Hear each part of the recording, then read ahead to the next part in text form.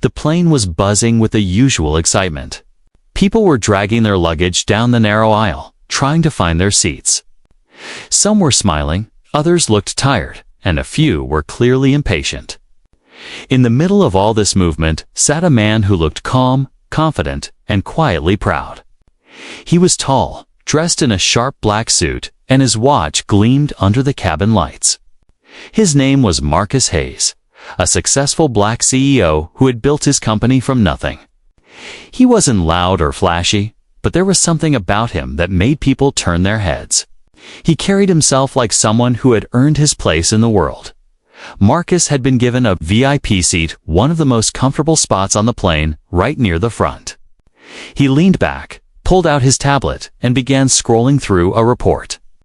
For him, flights were not just for travel. They were his thinking time, his planning time. He had meetings lined up overseas, deals that could change lives, and employees who depended on his leadership. To strangers, he was just another passenger in a suit. But behind that calm smile was a man who had fought his way up from poverty to become someone people respected as more passengers settled in.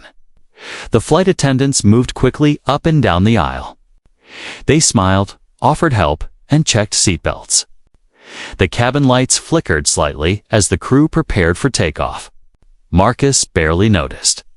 He was too focused on the numbers on his screen, the future in his hands.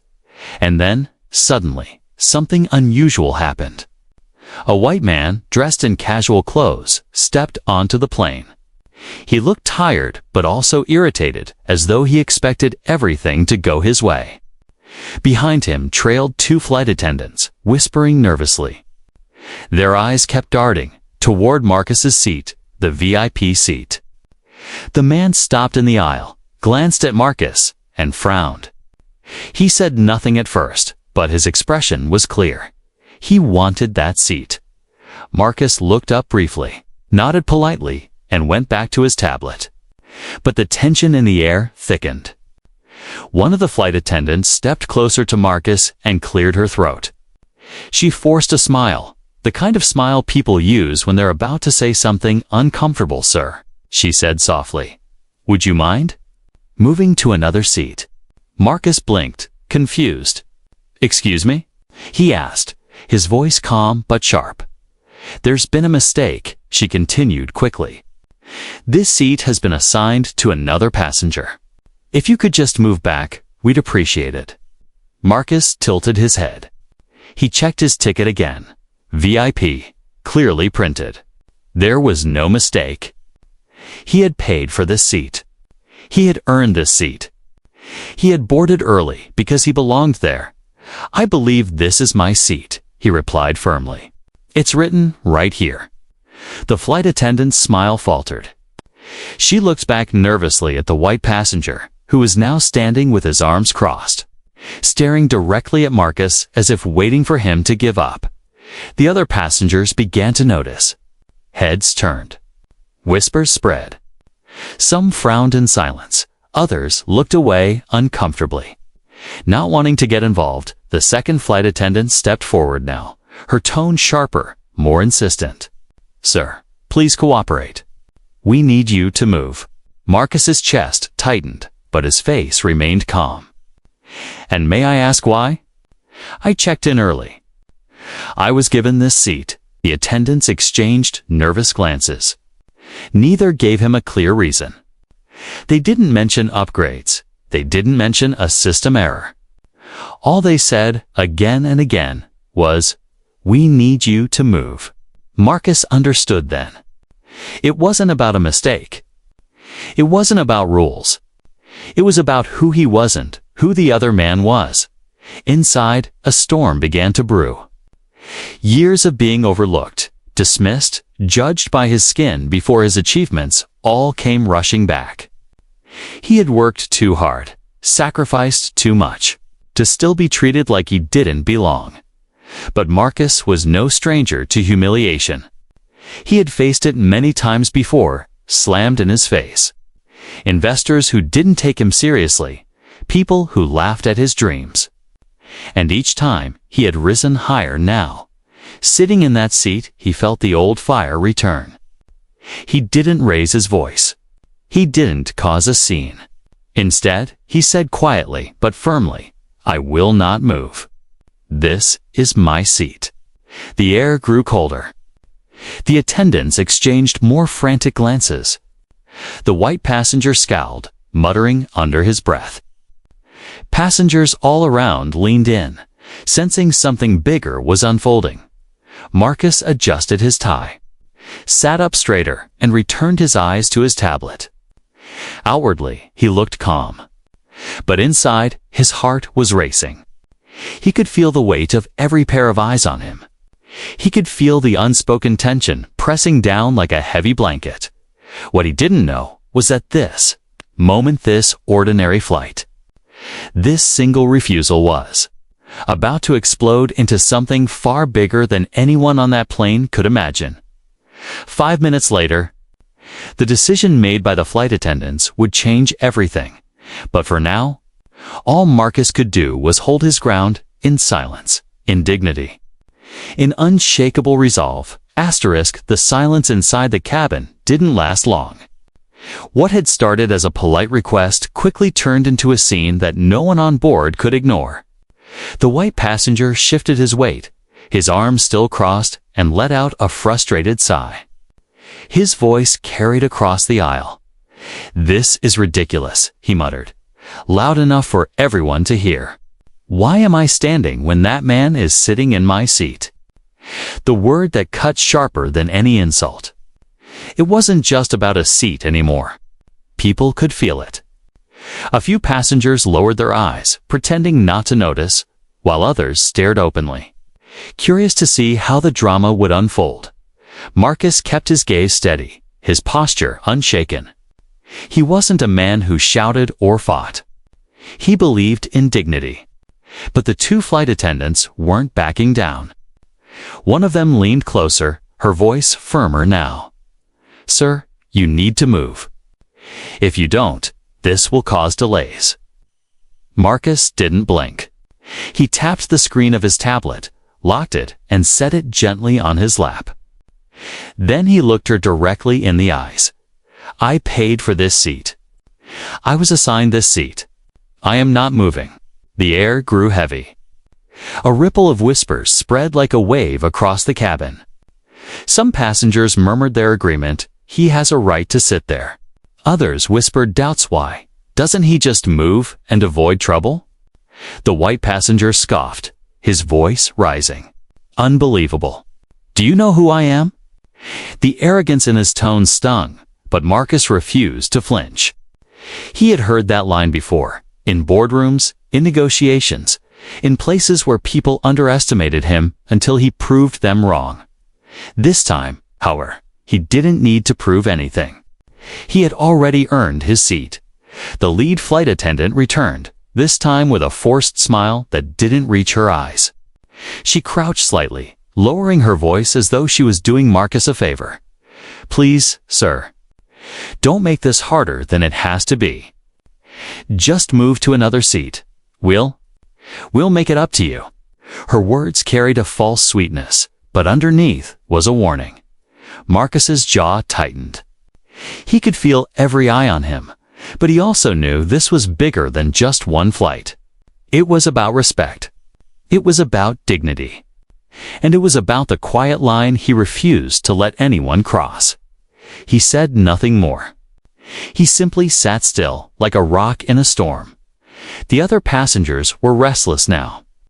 Some pulled out their phones, pretending to scroll, but secretly recording the scene. The faint glow of cameras lit up the aisle. Everyone knew, if this continued, it would not stay inside this plane. The world would see it. The white passenger finally snapped. He raised his voice, demanding, "Get him out of my seat now, or I'm not flying." The attendants looked panicked. They had been trained to keep passengers calm, to avoid conflict. But now they were trapped between two men who would not give in. One stood in entitlement. The other sat in quiet defiance. And then came the words that changed everything. "If you do not comply, The attendant warned Marcus. "We'll have to remove you from this flight." A gasp ran through the cabin. Remove him from his own paid seat, from a place he rightfully belonged. Marcus's heart pounded, but he stayed calm. His voice was steady, low, almost chilling in its certainty. "You can try," he said. The silence that followed was louder than any shout. The attendants froze. The passengers' smug expression wavered, and the people around them felt something they couldn't quite explain, a shift in the air. Like the calm before a storm outside the plane, the ground crew signaled for final boarding. Inside, the standoff had reached its breaking point. The attendants whispered to each other urgently, glancing back at the cockpit. A decision had to be made, and fast. Marcus sat, unyielding, his ticket still clutched in his hand. He wasn't just fighting for a seat anymore. He was standing for every silent moment of injustice he had endured. He was standing for something far bigger than himself. And somewhere, deep inside, he knew this moment would not end quietly, because 5 minutes later, the world would learn just how much one act of arrogance could cost. The tension on the plane had grown so thick, it felt like the air itself was heavy. No one was speaking casually anymore. The chatter of passengers, the sound of bags being tucked away, even the overhead announcements, all of it seemed to fade into silence as everyone's eyes turned toward Marcus and the unfolding standoff. The two flight attendants whispered again, their smiles gone now, replaced with nervous frowns. One of them bit her lip, looking toward the cockpit, hoping for instructions. The white passenger had slumped back against a nearby seat, glaring at Marcus like a king denied his throne. Marcus, meanwhile, sat perfectly still. He had faced boardroom battles where billions of dollars were at stake, but somehow this was harder. Because this wasn't about money or strategy. This was about his identity, his dignity, the right to sit in a seat he had earned. A voice broke through the tension. "Why don't you just let the man sit?" Everyone turned. It was a woman from 3 rows back, her voice shaky but brave. She looked directly at the flight attendants, her hands gripping the armrest tightly. The attendants froze, stunned by the interruption. Passengers rarely spoke up. But now, one voice had opened the floodgates. He paid for it. Another man shouted from across the aisle. "This isn't right," whispered a young girl to her mother. "This is discrimination," someone else said, their phone held high, recording every moment. Suddenly, Marcus wasn't alone anymore, but the support made the crew uneasy. What should have been a quiet, controlled cabin was now turning into a room full of witnesses and, worse, cameras. The white passenger's face flushed red. He wasn't used to being questioned. "You people don't understand," he snapped at the crowd. "I always get this seat, always." That single word always hung in the air like poison. It wasn't just entitlement. It was history repeating itself. The belief that his wants, his comfort, were more important than another man's dignity. Marcus's fingers curled around his ticket. His chest felt tight, but his eyes never wavered. He could feel his heart pounding, but his voice, when it finally came, was calm, steady. Almost too steady. "I will not move," he said again. The attendants looked at each other in panic. They had asked nicely. They had warned him. Now, their training told them to escalate. One of them disappeared toward the front of the plane, whispering into a small handset. A ripple of fear went through the passengers. Were they calling security? Would Marcus be dragged off the plane? The thought of it sent a chill through the crowd. Phones tilted higher, ready to capture whatever came next. Marcus sat there, aware of everything, aware of the anger boiling in the white passenger, aware of the crew's nervous whispers, aware of the passengers who now silently rooted for him. But inside, he was also aware of something else. Memories. He remembered the first time he had been told he didn't belong in a room. Back when he was just a boy trying to attend a better school. He remembered the investor who once told him he wasn't the right face for leadership. He remembered the countless times he had been underestimated, brushed aside, treated as less. And each time he had fought harder, risen higher. This was no different. The tension peaked when the captain himself stepped out of the cockpit. The murmurs grew louder as passengers leaned in, curious to see how this would end. The captain was tall, with a stiff posture and a practiced smile. But his eyes betrayed his discomfort. "What seems to be the problem here?" he asked, his voice sharp but polite. The attendants rushed to explain, their words tumbling over each other. Seat mix-up.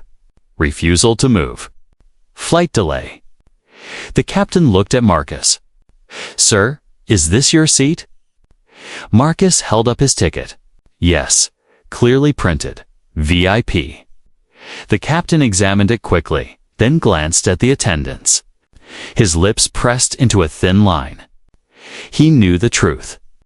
Marcus had the right seat. But something else was happening here, and the entire cabin knew it too, behind him. The white passenger barked impatiently. "Are you going to fix this or not? I'm not sitting anywhere else." The captain hesitated. He was caught between two choices: stand by fairness or bend to pressure. The silence stretched long, too long. The passengers shifted uneasily, waiting, recording, remembering. Marcus didn't look away. His gaze stayed locked on the captain, steady and unwavering. If this was going to turn into humiliation, it would not be because he surrendered. The captain finally sighed. His voice was low, but it carried across the cabin. "We need to keep this flight moving." Marcus's pulse quickened. The words felt heavy, dangerous. They weren't neutral. They were a choice. And in that instant, Marcus realized this wasn't just a struggle for his seat anymore. It was a struggle for truth, for justice, for something that every person watching would carry with them long after they left the plane. The storm wasn't over. In fact, it had only just begun. 5 minutes later. The entire world would see it. The captain's words lingered in the cabin like smoke. "We need to keep this flight moving." Passengers exchanged uneasy glances. Some shook their heads, others muttered under their breath. Everyone could see the unfairness. Marcus had the ticket. Marcus had the right. And yet, somehow, the weight of authority was pressing him to surrender. Marcus sat still, his jaw tight, his heartbeat heavy in his chest. He knew what was happening. He had seen it before, in boardrooms, in negotiations, in moments when silence could destroy a man's dignity. But this time, he refused. "I will not move," Marcus repeated. His voice was calm, but the edge in it was sharper than steel. The white passenger snapped. "Then, get him out. This is wasting my time." The attendants stiffened. The captain rubbed his forehead as if the decision weighed on him, though the truth was simple and plain in front of everyone. Marcus had the seat. Marcus had the right. But power often bends under pressure. Now it bent hard. One of the attendants pulled out a radio. Her voice was hushed but urgent. "We need assistance in cabin 1. A hush fell across the rows. Assistance, everyone knew what that cap meant. Security, force, humiliation. Passengers shifted in their seats. Their phones now fully raised. Some whispered to Marcus, encouraging him quietly. "Stay strong." Others shook their heads in disbelief at the injustice unfolding. Minutes ticked by, but they felt like hours. And then, heavy footsteps echoed down the narrow aisle. 2 uniformed security officers appeared, their expressions grim. Their presence commanding. The white passenger smirked, leaning back smugly as if victory was already his. "Finally," he muttered. The officer stopped in front of Marcus. One of them lowered his voice. "Sir, we need you to come with us." Marcus looked at him squarely. "Why? I paid for this seat. I have my ticket. Why should I move?" The officer hesitated. He wasn't used to such defiance, especially from someone so composed. But his orders were clear. "Sir, if you don't comply, we'll have no choice but to escort you off this flight." Gasps rippled across the plane. Some passengers protested openly now. "This is wrong. He has the right ticket. Why are you targeting him?" The attendants shifted uncomfortably, but no one stopped the officers. Marcus felt the fire rise inside him. He had worked his entire life to command respect, to prove his worth. And now, on a plane filled with strangers, he was once again being told he didn't belong. Slowly, deliberately, he stood. But he did not step aside. Instead, he held his ticket high for everyone to see. "This is mine," he said, his voice ringing clear across the cabin. "I will not be silenced. I will not be erased." The officers reached for his arm. Passengers gasped. Phones clicked and recorded. Every second was captured. Every injustice immortalized. And then something unexpected happened. One by one, passengers began to rise. A woman in the middle row stood first. "He's right. We saw his ticket. This is his seat." A man near the back stood next. "This isn't fair. If you remove him, you'll have to remove us too." Voices layered on top of each other, louder and braver. "We're not flying if he's forced out. This is discrimination. We stand with him." The cabin was no longer silent. It was alive with protest. The officers faltered, glancing at each other. This wasn't what they expected.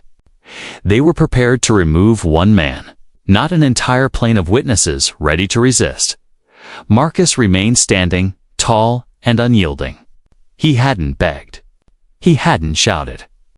He had simply refused to be erased, and now, strangers stood beside him. The captain's face darkened. He knew what this meant. The situation was spiraling beyond control. The airline's authority was cracking, and every second was being filmed, broadcasted, and judged by a world waiting outside. The turning point had arrived. For Marcus, it wasn't about the seat anymore. It was about truth, about justice, about dignity, and within 5 minutes, the decision made in that cabin would ignite a storm so powerful it would sweep through headlines, topple reputations, and leave an entire crew without jobs. The cabin felt like it was holding its breath. Dozens of passengers were now standing, their voices sharp with anger, their phones pointed steadily toward the crew. What had started as a single man refusing to give up his seat had now become a united wall of resistance. The security officers hesitated. They weren't trained to handle this kind of rebellion, an entire plane of people rising together, refusing to allow one man to be treated unfairly. Their eyes darted toward the captain, silently asking what to do next. The captain's face tightened.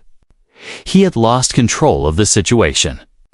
The attendants stood frozen, clutching their notepads and radios, their once practiced smiles gone. The white passenger, who had once looked smug, now looked unsettled as the tide shifted against him. "Remove him." He barked again, but this time his voice cracked. The power he thought he held was slipping away in real time. Passengers pushed back harder. "If you touch him, we'll all leave this plane. You'll be finished if this goes online. This is not just about him. This is about all of us." The sound of dozens of voices blending together shook the cabin like thunder. The officer stepped back. For the first time, Marcus felt the weight lift from his chest, not because the struggle was over, but because he realized he was no longer alone. He sat down again, calm, steady, unshaken. His eyes locked on the crew, daring them to try again, but the damage was already done within minutes. Videos of the confrontation were uploaded and shared across the internet. Passengers live-streamed the scene to their followers. Comments poured in instantly: outrage, shock, demands for justice. The airline's name was being dragged into the spotlight before the plane had even left the ground. The captain retreated to the cockpit, his authority broken. The attendants whispered nervously, their hands trembling as they tried to pretend the situation was under control. But everyone on board knew control was gone. The white passenger, still red with anger, threw himself into another seat, grumbling under his breath. No one moved to support him. No one looked at him. He was isolated, a shadow of arrogance now shrinking in the glow of collective defiance. And Marcus. He remained silent, his ticket resting firmly in his hand. He hadn't screamed. He hadn't cursed. He had simply stood his ground with dignity. Yet, in that silence, he had unleashed something unstoppable. 5 minutes later, the airline's headquarters received the first wave of complaints. Videos tagged with hashtag Justice for Marcus and hashtag Airline Discrimination began trending worldwide. News agencies scrambled to download the footage, replaying the scene of a calm black CEO standing against a storm of injustice. Executives at the airline panicked. This wasn't just a passenger complaint, it was a scandal. One that threatened their brand, their reputation, their future. By the time the plane touched down at its destination, the decision had already been made. The airline could not afford to be seen as protecting a crew that had humiliated a paying customer in front of the world. The attendants who had insisted Marcus's move fired. The captain who had failed to act with fairness fired. The officers who nearly escalated the scene into violence dismissed from further duty. The consequences were swift, brutal, and unavoidable. Careers ended in an instant, not because Marcus shouted, but because he refused to bend. News anchors across the world replayed the story. Black CEO expelled from VIP seat for white passenger 5 minutes later. The entire crew gets fired. Social media exploded with messages of support. People shared their own stories of humiliation and injustice. They saw in Marcus not just a man defending his seat, but a symbol of every quiet refusal that had changed the course of history. On that day, the airline lost its crew. But the world gained a story of dignity, justice, and the incredible power of one man refusing to move. And Marcus? He didn't smile, he didn't gloat. He simply walked off the plane, his head held high, carrying nothing but his briefcase and his unshakable pride. Because sometimes the loudest victories come from silence. * when Marcus walked off the plane. The airport lights felt brighter than usual. Cameras flashed, passengers whispered, and yet he moved with quiet dignity. He hadn't shouted, he hadn't begged. All he had done was sit in the seat he rightfully paid for. But by the time his shoes touched the terminal floor, he was no longer just a man on a flight, he had become a symbol. The video spread faster than wildfire. Within hours, news outlets picked it up. Headlines screamed across television screens. Passenger expelled from VIP seat sparks airline scandal. Black CEO refuses to move. Entire crew fired. Moment of injustice caught on camera shakes industry. The airline scrambled to respond. Executives rushed into emergency meetings. PR teams drafted apology statements, but the public wasn't satisfied. It was too late. People had seen the truth with their own eyes. A calm man being pressured. A crew siding with arrogance. And a cabin of strangers forced to rise for justice. One by one, the crew members were removed from duty. The captain's long career ended overnight. The attendants who had smiled while enforcing injustice were quietly let go.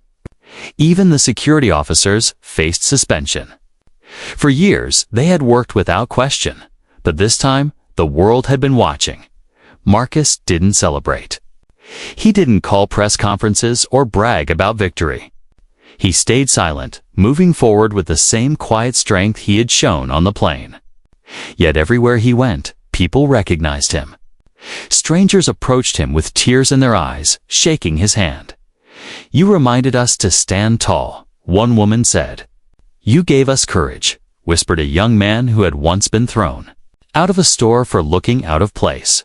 "You spoke for all of us," said an elderly man who had carried his own scars of injustice for decades. Marcus listened, nodded, and thanked them.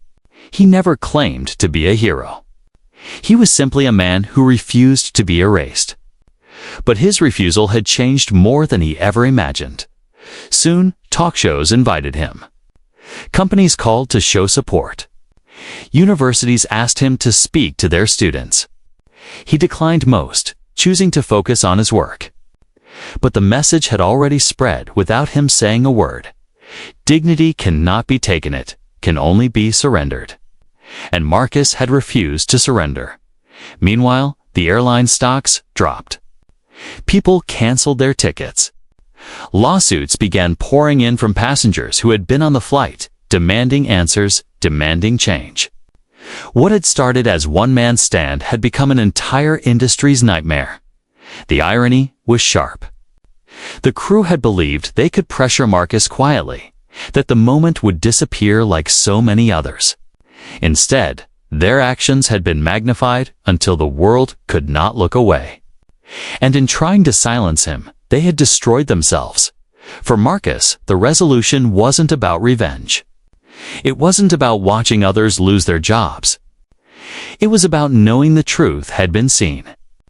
Knowing the dignity he carried had inspired others to carry their own. One evening, weeks after the incident, Marcus sat alone in his office. The city lights glowing through the glass windows. His phone buzzed endlessly, messages of support, offers, interviews. He ignored most of them. Instead, he leaned back in his chair and thought about the faces of the passengers who had stood for him. That, he realized, was the true victory. Not the firing of a crew, not the headlines or the trending hashtags. The victory was in ordinary people finding their voice, refusing to stay silent, refusing to let injustice pass unnoticed. And he knew, deep down, that was worth more than any seat on any plane. The world had seen. The world had spoken, and the world would not forget. Weeks passed, yet the memory of that flight lingered like an echo across the world. The story of Marcus Hayes wasn't just another viral clip lost in the noise of the internet, became a symbol. A reminder, a lesson people carried with them. Airlines revised their policies. Training manuals were rewritten. Crews were warned that every decision, every action could ripple far beyond a single flight. But more importantly, everyday people felt a shift inside themselves. They had seen what happened when one man refused to surrender his dignity. And they had seen what happened when strangers chose to stand beside him. Marcus never told the story in interviews. He didn't need to. The world already knew. Yet those who met him noticed something different in him afterward. He wasn't louder. He wasn't prouder. He was simply steadier, as though that single moment on the plane had burned away the last trace of doubt. One afternoon, while walking through a busy airport, Marcus heard someone call his name. He turned to see a young boy holding his mother's hand. The boy looked nervous, but determined. "Sir," the boy said softly, "I saw your video. My teacher showed it in class, they said. They said you showed us how to be brave." Marcus bent down so he was eye level with the boy. He smiled gently. "Bravery," he said, "isn't about shouting the loudest. It's about standing tall when someone tries to push you down, even if you stand alone." The boy nodded, his eyes wide, and Marcus knew the lesson had reached where it mattered most: the next generation. Elsewhere, passengers from that flight often spoke about it. Some admitted they had been scared to speak up at first, but when Marcus stayed calm, they felt courage rise in them. One woman wrote on social media, He gave me the courage to stand for my own dignity. That day, I found my voice. The aftermath wasn't just about a crew losing their jobs. It was about a spark that traveled across the world. It was about people realizing that silence feeds injustice. But courage, even quiet courage, can end it. Marcus returned to his work, to his company, to his life. But something had changed. When he sat in meetings, when he spoke to his employees, when he made decisions, he carried with him not just the weight of his success, but the weight of a story that belonged to everyone who had ever been told they didn't belong. And in quiet moments, when he thought back to that day, he didn't think of the humiliation or the struggle. He thought of the passengers who stood. He thought of the strangers who chose fairness over comfort. He thought of the boy who now believed bravery was possible. The lesson was clear. Dignity is not given by others, it is claimed by oneself. And when one person claims it, it gives permission for others to do the same. That was the true ending of the story. Not the firing of the crew. Not the headlines. Not the outrage.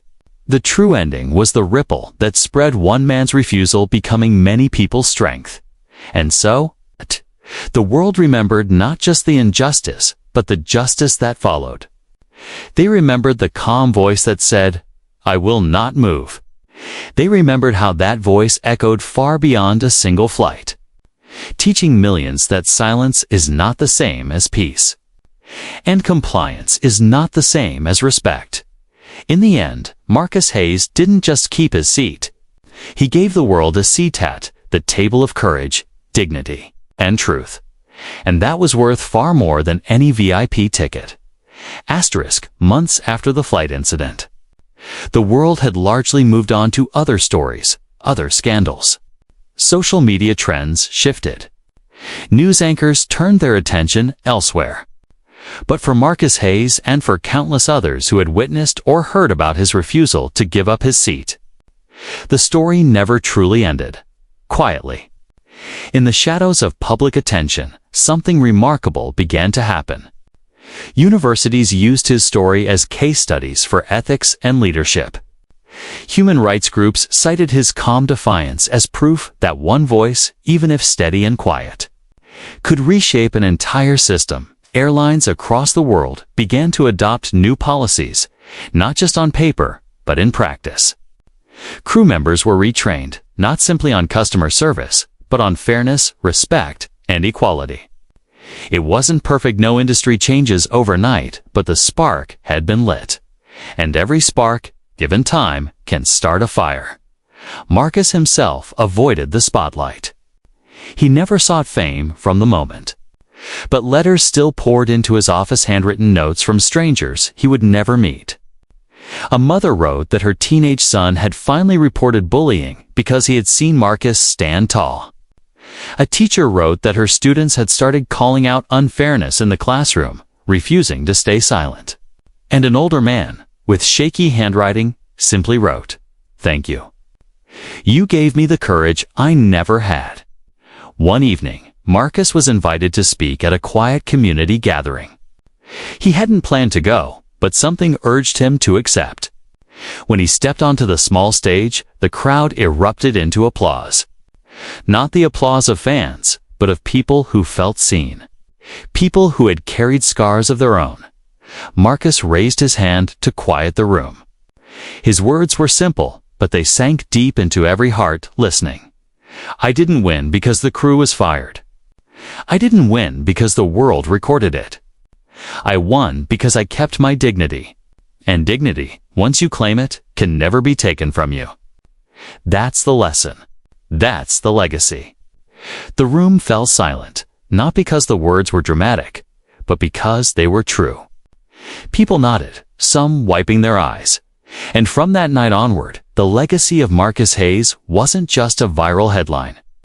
It became a quiet movement, people standing taller, speaking louder, refusing to let arrogance push them aside. Airports, schools, boardrooms, even households carried whispers of his story. Parents told it to children before bed. Strangers shared it on buses and trains. And every time it was retold, the lesson grew stronger. Silence may be safe, but truth is stronger. In the end, Marcus didn't just keep his seat. He gave the world something far greater: permission to rise.